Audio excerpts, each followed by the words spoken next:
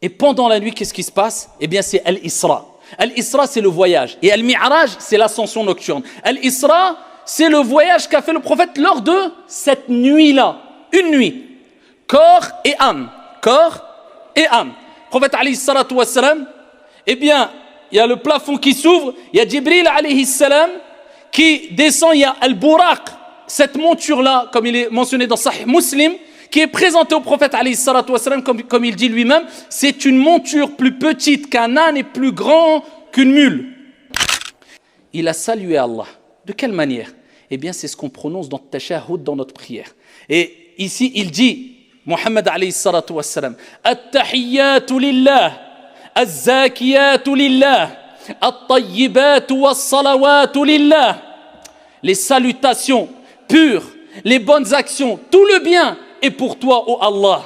Allah Jalla wa Ala lui a répondu, Assalamu alayka ayyuhan nabi, wa rahmatullahi wa barakatuh. Ayyuhal musallun, il faut savoir qu'un sermon ne suffirait pas pour ici s'attarder dans les riches enseignements et leçons qu'il y a dans ce magnifique récit de Al-Isra ou Al-Mi'raj.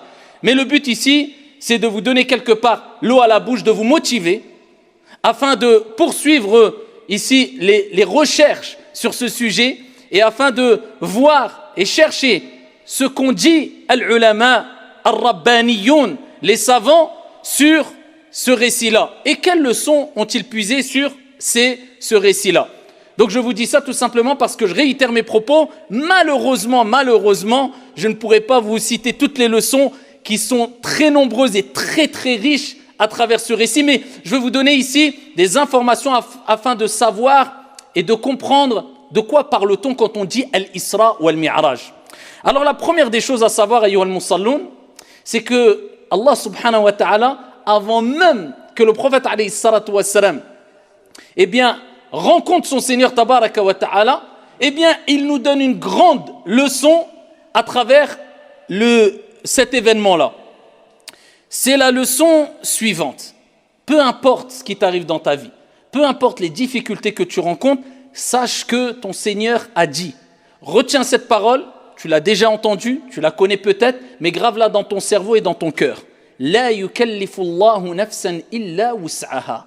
Allah ne donne pas à une âme une charge au-dessus de sa capacité. Peu importe les difficultés, les problèmes que tu rencontres, sache qu'ils vont s'atténuer un moment ou un autre. Et sache que c'est un test de ton Seigneur tabaraka wa ta'ala pour tester le degré d'amour vis-à-vis de lui que tu as atteint, tout simplement. Et ici, les êtres humains, eh bien, divergent quant à leur niveau de patience, leur degré de patience. Et ça permet à Dieu, bien qu'il sache, mais pour nous montrer à nous-mêmes avant tout, eh bien, de se rendre compte que toi, tu te rends compte que nous rendions compte concrètement où en sommes-nous par rapport à notre amour vis-à-vis de Dieu, car c'est à travers la patience qu'on sait où on en est dans notre amour vis-à-vis d'Allah subhanahu wa ta'ala. Et plus Allah, il aime une personne et plus il l'éprouve. إِذَا أَحَبَّ اللَّهُ قَوْمًا إِبْتَلَاهُمْ كَمَا قَالَ عَلَيْهِ أَفْضَلُ الصَّلَاةِ وَأَزْكَى التَّسْلِيمِ. Donc, c'est quelque part une bushra, une bonne annonce quand tu es éprouvé et tu t'en remets à Dieu. Tu dis Alhamdulillahi ala kulli hal. Sache qu'aujourd'hui c'est dur. Walakin ce terme, Alhamdulillah ala kulli hal, il va te rapporter gros au paradis bi'idhnillahi rabbil alamin. Le prophète alayhi salatu wassalam, il a enduré comme personne n'a enduré. C'était le prophète alayhi salatu wassalam. Et particulièrement, tout au long de sa vie, mais particulièrement, vous connaissez toutes et tous, je pense, ce récit qui concerne Amul Huzn, l'année de la tristesse. Alors ça nous arrive à toutes et tous quelquefois quand on met la cassette en arrière de notre vie, de se dire, ah tiens, il y a telle année, cette année-là c'était une année particulièrement difficile. Eh bien ça c'est un décret d'Allah Azza wa Jal. Souvent Allah subhanahu wa ta'ala va faire que ici il y a des périodes qui sont plus difficiles que d'autres. Et le prophète sallallahu alayhi wa sallam a vécu cela. Et en intensité fois 1000 par rapport à ce que nous vivons nous, ou plus. Eh bien, les 10 premières années, et quand je parle des 10 premières années, c'est de la révélation, après la révélation. Donc après la révélation, après le wahi, il y a eu les premières années qui ont été très éprouvantes. Eh bien, la 10e année, ça a été une année ici plus qu'éprouvante pour le prophète alayhi salatu wassalam et difficile à encaisser. C'est cette année-là où non seulement c'était le summum de la persécution, etc., c'est cette année-là où sa femme, qui a été la première personne, c'est pas la première femme ou la première personne qui a cru au prophète Mohammed alayhi afdalus salati wa askat taslim. Quand le prophète a eu la révélation Iqra et il est redescendu de la montagne et il est parti se diriger vers ce cocon familial, vers son épouse Khadija radiyallahu anha wa ardaha, et qui lui a raconté ce qu'il s'est passé, elle a dit wallahi la yukhzika Allahu abada. Ton Seigneur ne t'abandonnera jamais. Et elle a rapporté les qualités qu'avait le prophète alayhi salatu wassalam, et elle a cru en lui. Alors que même lui, il se disait, mais qu'est-ce qui m'arrive? Suis-je fou? Il était en panique. Khadija, qui a été un grand soutien, dans cette année-là, elle est décédée. Qui est décédé aussi? Son oncle. Avant Khadija, son oncle est décédé, Abu Talib. Abu Talib qui a été ici une personne qui l'a soutenu et qui a été un rempart pour le prophète alayhi salatu wassalam contre les agressions des Mécois, etc. contre lui. Donc Abu Talib a soutenu énormément le prophète. La même année, il est décédé. Le prophète pris de tristesse énorme. Le prophète alayhi salatu wassalam, il ne s'est pas arrêté là. 10 ans de dur travail. Il a tout sacrifié alayhi salatu wassalam pour que nous, aujourd'hui, cette année-là, ce moment-là, on soit dans un endroit confortable, en train d'écouter le prophète a dit, les compagnons a dit, Allah Jalla wa Ala a dit, dans une ambiance de sécurité et avec le ventre plein et en sachant qu'on va rentrer chez nous et parce que tout simplement on a un toit où dormir tranquillement. Alayhi afdalus salati wa askat taslim. Qu'avons-nous fait nous par rapport à eux? Ayna nahnu min haoula. Le prophète alayhi salatu wassalam, il ne s'est pas arrêté là, vous imaginez? Nous, dès qu'il nous arrive quelque chose, on dit écoute mon frère, là je suis tombé malade pendant 3 jours, ne me parle pas pendant 3 mois. Même quand on prend du plaisir, on part en vacances, faut se reposer 1 mois à l'avance. Je pars en vacances là, donc là je coupe tout. Là je pars en vacances. On revient de vacances, mon frère je reviens de vacances. Aïe, t'es parti en vacances pourquoi? On revient de vacances, il faut que je me repose, je reprends. Subhanallah, le prophète alayhi salatu wassalam, depuis qu'il a eu la révélation Iqra, il n'a plus jamais goûté au repos jusqu'à sa mort. Alayhi salatu wassalam. Eh bien le prophète alayhi salatu wassalam s'est levé à continuer son travail, de prêcher la bonne parole, d'appeler les gens au bien, d'essayer de réunir, de réconcilier entre les gens. Et il s'est dirigé vers Taïf, comme vous le savez. Et à Taïf, comment ils l'ont accueilli? Ils l'ont accueilli de la manière la plus dure qu'il soit. Au début, il est resté quelques jours auprès d'eux. Certaines personnes n'ont pas voulu répondre à son appel. Ici, d'après certaines versions, il leur a dit de ne pas signaler le but pourquoi il était là. Si vous refusez, taisez-vous. Ils l'ont signalé. Ensuite, ils ont réuni les gens du village, les enfants, etc. pour le pourchasser, le chasser de Taïf en lui jetant des pierres jusqu'à ce que ses chevilles et ses pieds soient remplis de sang. Alayhi salatu wassalam. Imaginez-vous, toi tu entends aujourd'hui quelqu'un est mort dans ta famille. Imagine-toi non, c'est tes soutiens les plus forts. Après avoir vécu des années et des années d'épreuves, ton épouse décède, ton oncle décède, tu continues ton travail, on te chasse, on te jette des pierres. Quel degré tu vas atteindre ici là, pour pouvoir patienter? Quel degré tu dois avoir pour pouvoir patienter? Seul un prophète comme le prophète Mohammed alayhi salatu wassalam peut patienter à tout cela. Mais c'est un exemple pour nous. Laqad kana lakum fi rasulillah uswatun hasana. Vous avez certes dans le messager d'Allah un excellent exemple. Il a patienté, enduré, je répète, pour satisfaire Allah et ensuite pour nous, pour toi. Donc on doit quelque chose au prophète alayhi salatu wassalam. Suivre son comportement exemplaire, ses nobles moralités alayhi afdalus salatu wa askat taslim. Donc le prophète alayhi salatu wassalam, vous savez que da'watul mazlum mustajab. Quand quelqu'un il est opprimé, alors regardez le niveau d'oppression. Plus tu es opprimé, plus il y a des chances que ton invocation elle soit acceptée. Le prophète alayhi salatu wassalam, il était opprimé. Allah Jalla wa Ala voit cette situation. La situation que vit son bien-aimé. Il envoie Jibril alayhi salam, l'ange Gabriel lui-même. Et à Mohammed, voici l'ange des montagnes. Il suffit, parce qu'il a entendu ce que tu as vécu, il a vu ce que tu as vécu, il suffit que tu demandes quoi que ce soit, eh bien il exauce. L'ange des montagnes dit, si tu veux, ô Mohammed, que j'écrase ce peuple entre 2 montagnes, je le fais. Kun fayakun, Allah Azza wa Jalla veut quoi que ce soit, il dit soit ici. On aurait dit, écrase les montagnes et montre-moi avec mes yeux pour que je vois les détails. Avant qu'on aime bien se venger. Le prophète alayhi salatu wassalam, hadith rapporté par Al-Bukhari ou Muslim fi Sahihain. Il dit alayhi salatu wassalam, je souhaite plutôt qu'Allah subhanahu wa ta'ala sorte des reins de ce peuple une progéniture qui adore Allah subhanahu wa ta'ala l'unique. Ar-Rahmatul Muhda. Wa ma arsalnaka illa rahmatan lil alamin. Ça c'est le prophète alayhi salatu wa salam. Il ne s'est pas vengé. Et ensuite le prophète a continué son chemin. Il s'est arrêté. Non, il est rentré, il a dit à Sayyid Baraka. Il a continué.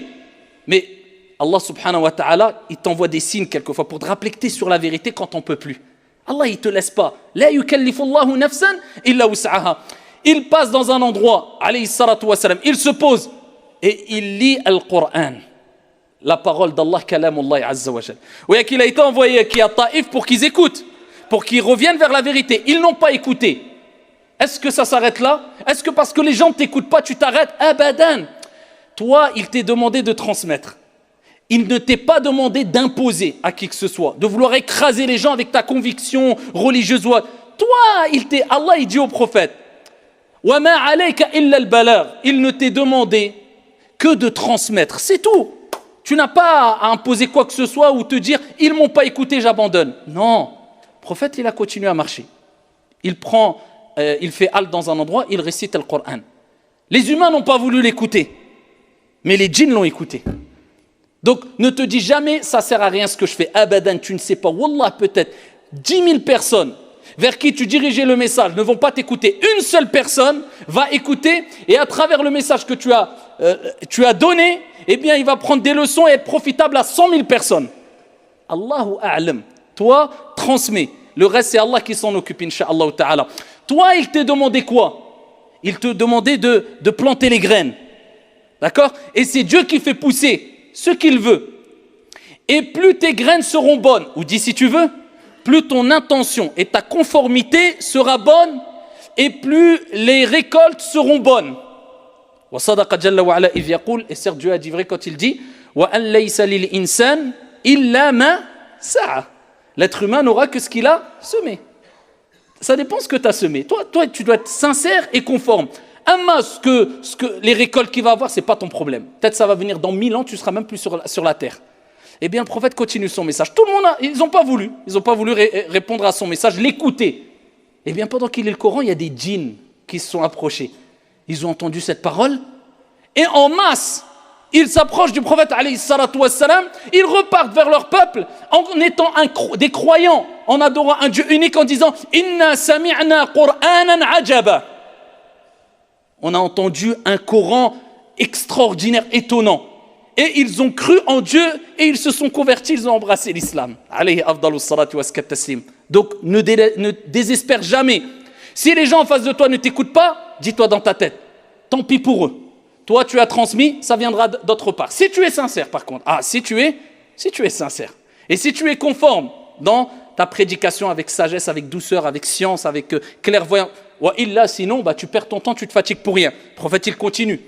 Il continue jusqu'à être à Mecca. Et à Mecca, il fait halte dans une maison, la maison de sa cousine, il dort. Et pendant la nuit, qu'est-ce qui se passe? Eh bien, c'est Al-Isra. Al-Isra, c'est le voyage. Et Al-Mi'raj, c'est l'ascension nocturne. Al-Isra, c'est le voyage qu'a fait le prophète lors de cette nuit-là. Une nuit. Corps et âme. Corps et âme. Le prophète, alayhi salatu wassalam, eh bien, il y a le plafond qui s'ouvre, il y a Jibril, alayhi salam, qui descend, il y a Al-Buraq, cette monture-là, comme il est mentionné dans Sahih Muslim, qui est présentée au prophète alayhi salatu wassalam, comme il dit lui-même, c'est une monture plus petite qu'un âne et plus grand qu'une mule. Et la monture, elle s'excite de joie, parce qu'elle va avoir l'honneur de porter sur son dos Muhammad alayhi afdalus salatu waskat taslim. Et donc le prophète alayhi salatu wassalam monte sur cette monture-là, et ici, il part de Mecca jusqu'à Al-Aqsa à Jérusalem. Allah Jalla wa Ala dit dans le Coran Subhanalladhi asra bi'abdihi laylan min al-masjid al-haram ila al-masjid al-aqsa alladhi barakna hawlahu linuriyahu ayatina. Gloire ça veut dire est exempte de toute imperfection, c'est-à-dire Allah. Celui qui a fait voyager de nuit de la mosquée sacrée jusqu'à la mosquée Al-Aqsa, dont on a béni ce qu'il y a autour, afin de lui montrer nos signes. Allah a voulu que le prophète voit quoi? Voit des signes. Pourquoi Allah lui a donné cela à ce moment-là? Parce qu'Allah a vu tout ce qu'il a enduré pendant 10 ans. Et voilà, cerise sur le gâteau, Taïf, il lui jette des pierres. Là, il est arrivé au summum de l'épreuve. Eh bien, Allah, Jalla wa Ala, je vous ai dit, Allah envoie toujours des signes quand tu t'en peux plus pour te rassurer, dire, écoute, t'es sur la vérité, continue. Et ça, c'est min hikmatillah. Et quelquefois, des gens, ils ont al-karamat. C'est quoi le karamat? C'est des prodiges, c'est des choses extraordinaires qui arrivent à des gens pieux, à des saints, à des personnes vertueuses. Allah, il envoie des choses extraordinaires. Pas des miracles, mais c'est comme des miracles. Amma al-mu'jiza, le miracle, c'est khas lil anbiya wa rusul. C'est que pour les prophètes et les envoyés. Mais al-karamat, tu peux en avoir. Et donc, le prophète, lui, il a eu une mu'jiza, un miracle. Donc Allah, c'est comme s'il lui a dit, tu n'en peux plus, regarde, tu es sur la vérité, on va te faire voir ce que personne avant toi a vu. Pour que ton iman, il monte jusqu'au... Alayhi salatu wassalam. Il a été à un endroit où même l'ange Gabriel, il lui a dit à Rasulullah, le prophète, allez Jibril, suis-moi, on continue. Jibril a dit là, stop. Là, même moi, je ne peux pas aller. Il n'y a qu'un être humain qui peut aller où tu vas. Une créature. Toi, Muhammad, alayhi salatu wassalam. Et le prophète, alayhi salatu wassalam, il arrive à Al-Aqsa. Il rentre. Là, il fait le voyage, pas l'ascension nocturne. Hein. Là, il fait le voyage. D'accord? De Masjidul Haram, il a Masjidul Aqsa. Il arrive là-bas et il pose ici la monture. Il l'accroche dans un endroit où accrocher leur monture. Les prophètes et les envoyés, c'est un endroit connu à Al-Aqsa, à Jérusalem. Et ensuite, il rentre dans la mosquée, il prie 2 rak'at. Il est rapporté qu'il y avait plein de prophètes qu'il a reconnus là-bas, comme Ibrahim, etc. Ensuite, il sort de la mosquée. Et là, Allah l'élève. Avec Jibril alayhi salam aussi, et il va passer et dépasser les cieux. Il va jusqu'au premier ciel, accompagné de Jibril. Jibril demande l'autorisation de rentrer. Ils disent qui est-ce? Ils disent c'est Jibril. Qui est avec toi? Mohammed. A-t-il reçu la mission? Oui. Ouvrez la porte. Et donc ici, il monte le premier ciel. Et c'est qui lui souhaite la bienvenue dans le premier ciel? Isa alayhi salam. Adam alayhi salam, afwan. Adam alayhi salam, Adam. Adam réceptionne, accueille le prophète alayhi salatu wassalam, et il lui souhaite la bienvenue. Ensuite, le prophète continue à monter jusqu'au 2e ciel. La même conversation. Qui est là? C'est l'ange Gabriel. Qui est avec toi? Mohammed. Est-ce qu'il a reçu la mission? Oui. Et ensuite, on lui permet de monter au 2e ciel. Et c'est qui l'accueille? Ici, c'est Isa alayhi salam, Jésus. Ensuite, il monte au 3e ciel. Isa alayhi salam, c'est qui l'accueille? Youssouf alayhi salam. Ensuite, il monte 4e ciel. C'est qui l'accueille? Idriss alayhi salam. Il monte 5e ciel, c'est qui l'accueille? Haroun alayhi salam. Il monte 6e ciel, c'est qui l'accueille? Moïse, Moussa alayhi salatu wassalam. Et il monte jusqu'au 7e ciel, c'est qui l'accueille? Et le hadith est rapporté par le Bukhari ou Muslim, Ibrahim alayhi salatu wassalam. Accoudé sur Baytul Ma'mour, la maison peuplée, la maison céleste, où le prophète a dit, au-dessus de la Kaaba, au-dessus, où il y a le 7e ciel, au 7e ciel, il y a Baytul Ma'mour. Ibrahim accoudé sur Baytul Ma'mour, où 70 000 anges entrent chaque jour dans Baytul Ma'mour pour adorer Dieu sans jamais revenir dans cette maison céleste. Alors imaginez-vous les milliards et milliards d'anges. Et ici, le prophète alayhi salatu wassalam a été accueilli par, bien sûr, la salutation d'Ibrahim alayhi salam. Ensuite, il poursuit Sidratul Muntaha. Et Allah Jalla wa Ala, il parle de Al-Mi'raj, l'ascension dans Suratul Najm. وَالنَّجْمِ إِذَا هَوَى مَا ضَلَّ صَاحِبُكُمْ وَمَا غَوَى وَمَا يَنْطِقُ عَنِ الْهَوَى إِنْ هُوَ إِلَّا وَحْيُ يُوحَى. Par l'étoile lorsqu'elle se décline. مَا ضَلَّ صَاحِبُكُمْ وَمَا غَوَى. Votre compagnon ne s'est pas égaré et n'a pas été induit en erreur. وَمَا يَنْطِقُ عَنِ الْهَوَى. Il ne parle pas poussé par sa passion. إِنْ هُوَ إِلَّا وَحْيُ يُوحَى. Ce n'est qu'une révélation émanant de son Seigneur. Et ensuite, Allah Jalla wa Ala parle de ce qu'il a vu, et particulièrement Sidratul Muntaha.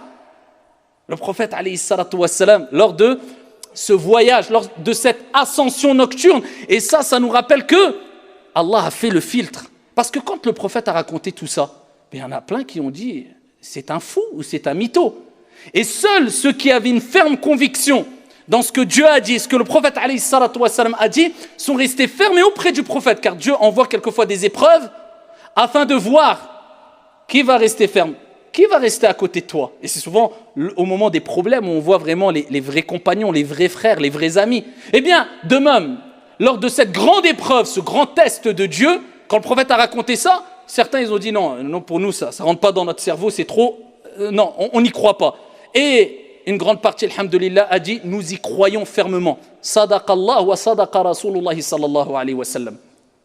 Le prophète, il est parti jusqu'à Sidratul Muntaha. C'est quoi Sidratul Muntaha? C'est la limite extrême. Au-dessus de Sidratul Muntaha, il y a quoi? Il y a ce qui dépasse l'entendement. Il y a ce que œil n'a jamais vu, ce que oreille n'a jamais entendu, ce que esprit humain n'a jamais ressenti. Il y a le Jannah, il y a Arshur Rahman, le trône du miséricordieux, il y a ton Seigneur Allah, il y a le paradis. Sidratul Muntaha, le prophète, il dit, c'est le lotus ou le jujubier céleste, une sorte de lotus ou jujubier céleste. Il dit, ses feuilles sont plus larges et grandes que les oreilles d'éléphant, et ses fruits sont aussi grands que des cruches. Il dit, il est tellement extraordinaire qu'on ne pourrait le détruire. On ne pourrait le décrire. Tellement que c'est exceptionnel, c'est magnifique. Dit, un humain ne peut pas le décrire. Sidratul Muntaha. Et il dit à Jibril alayhi salam, on continue, on poursuit. Jibril lui dit là, moi je ne peux plus là. Moi c'est la limite, c'est le jujubier. Sidratul Muntaha, limite extrême. Je ne peux pas aller au-dessus, moi, ça y est, khalas. Le prophète, il continue. Où personne n'a été. Continue vers qui? Vers Allah subhanahu wa ta'ala. Et là, il rencontre Allah Jalla wa ala. Les savants divergent. Est-ce qu'il a vu Allah Jalla wa ala ou il a vu une lumière comme il est mentionné dans le hadith al-sahih et il n'a pas vu Allah. Ala kulli hal, il parle et échange avec Allah. Et selon une version, une variante rapportée, il est rapporté que Allah Jalla wa ala, quand il a rencontré, quand le prophète Mohammed alayhi salatu wa salam a discuté, a rencontré Allah Jalla wa ala, il a salué Allah. De quelle manière? Eh bien, c'est ce qu'on prononce dans le tashahhud, dans notre prière. Et ici, il dit, Mohammed alayhi salatu wa salam, At-tahiyyatu lillah, Az-zakiyatu lillah, At-tayyibatu was-salawatu lillah. Les salutations pures, les bonnes actions, tout le bien est pour toi, ô Allah. Allah Jalla wa ala lui a répondu, Assalamu alayka ayyuhan nabi, wa rahmatullahi wa barakatuh. Il lui a dit, et c'est la deuxième partie du première partie du tashahhud, il dit, et que le salut soit sur toi, ô toi prophète, ainsi que la miséricorde d'Allah subhanahu wa ta'ala et la bénédiction. Et le prophète, il a pensé à toi, à moi, à la communauté, à ce moment-là, et au prophète et aux envoyés, il a répondu à cela, Assalamu alayna wa ala ibadillahi salihin. Et que le salut soit sur moi et sur les prophètes et les serviteurs vertueux. Al-Malaïka ont vu ça, qu'est-ce qu'ils ont dit? Ashhadu an la ilaha illallah wa ashhadu annaka Muhammadan Rasulullah. At-tashahhud, c'est as-salah. On doit vivre avec la prière. C'est la conversation d'Allah subhanahu wa ta'ala avec Muhammad alayhi afdalus salatu wa askat taslim. Ensuite, Allah Jalla wa ala, comme vous connaissez le récit, Allah Jalla wa ala directement, en direct, sans intermédiaire, Allah a voulu, eh bien, révéler, rapporter au prophète alayhi salatu wa salam un acte d'adoration qui est l'acte d'adoration pratique le plus important. Pas d'intermédiaire entre le prophète et Allah, Jibril. Non, directement. Dieu a attendu que le prophète il ait dépassé les 7 cieux pour lui dire, ici, tu as 5 prières à faire, toi et ta communauté. 50 prières à faire, obligatoires. Regardez l'importance de la prière. Elle a été donnée, instaurée au prophète alayhi salatu wa salam, directement par Allah, au-dessus des 7 cieux. Cet acte que maintenant, quelquefois, on délaisse, illa man rahim Allah, musiba.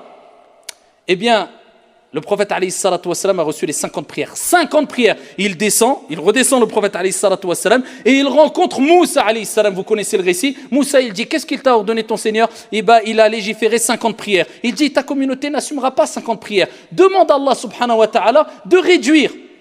Le prophète remonte voir Dieu et dit, ya Allah, il demande un allègement. Allah, il descend à 45 prières. Il redescend vers Moussa. Moussa lui réitère les mêmes propos. Ça va être trop, ils n'assumeront pas. Et plusieurs fois, certains disent jusqu'à 10 fois, il a fait l'aller-retour, jusqu'à arriver à 5 prières. L'être humain est créé faible.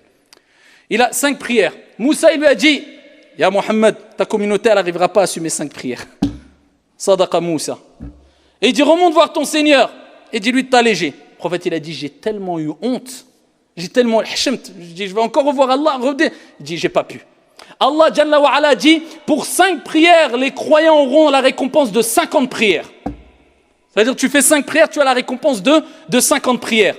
Ensuite, le prophète alayhi salatu wassalam, eh bien, a vu plusieurs choses lors de l'Isra wal Mi'raj. C'est très long, mais il a vu. C'est pour ça qu'Allah Jalla wa Ala dit Linuriyahu ayatina, afin de lui voir nos signes. C'est quoi les signes? Al-Buraq. C'est quoi les signes? Le voyage. Il a vu Moussa, il a vu Ibrahim, il a vu Isa, il a vu les prophètes, il a vu Sidratul Muntaha, il a vu plein de choses, plein de choses. Parmi ces choses-là, c'est là où le prophète, cette nuit-là, il a vu beaucoup de tourments, de personnes qui étaient tourmentées parce qu'ils avaient fait de la médisance, ou ils avaient, etc. Il y avait plein de tourments qui ont été vus par le prophète alayhi salatu wassalam pour qu'il informe la communauté en disant « Méfiez-vous de faire cela, méfiez-vous de voler, méfiez-vous de mentir, méfiez-vous de cela, parce que j'ai vu des gens qui avaient tel tourment à cause de cela, ici, lors de mon ascension nocturne. » Et parmi les choses qu'il a vu Moussa alayhi salam, ou plutôt qu'il a senti, et ici c'était l'odeur du musc qui sortait de la tombe de la coiffeuse de la fille de Pharaon. Vous connaissez ce récit, hein? Ici, la coiffeuse de la fille de Pharaon, de Pharaon, eh bien, elle peignait les cheveux à la fille de Pharaon. Le peigne est tombé et elle a dit Bismillah au nom de Dieu. Et elle a dit, tu ne crois pas en mon père, tu crois au Dieu de Moussa, un Dieu unique. Et donc ici, ils l'ont pris, avec ses enfants, et ils les ont réunis, et ils ont pris de l'huile ou de l'eau bouillante, et ils ont jeté un enfant après l'autre enfant. Ils ont jeté tous ses enfants devant ses yeux pour qu'il meure. Et son dernier enfant, c'était un bébé qui était encore nourrisson, qui allaitait, ils l'ont arraché et elle n'en pouvait plus et le bébé a parlé. Un miracle. Une mu'jiza, on va dire plutôt le karamah. C'est un prodige. Le bébé a rappelé à sa mère patiente, on aura le paradis.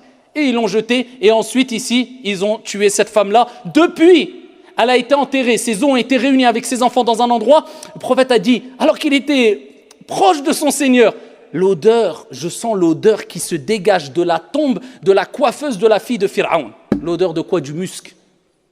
Et donc le prophète a vu plein de choses et en tout cas, ce qui nous incombe de savoir, c'est que particulièrement, c'est que Allah subhanahu wa ta'ala a transformé ces années de pénibilité, d'endurance, d'oppression par un des plus grands récits, un récit extraordinaire, un voyage extraordinaire, une ascension extraordinaire au prophète alayhi salatu wassalam jusqu'à ce qu'il a été où personne d'autre en dehors de lui n'a été.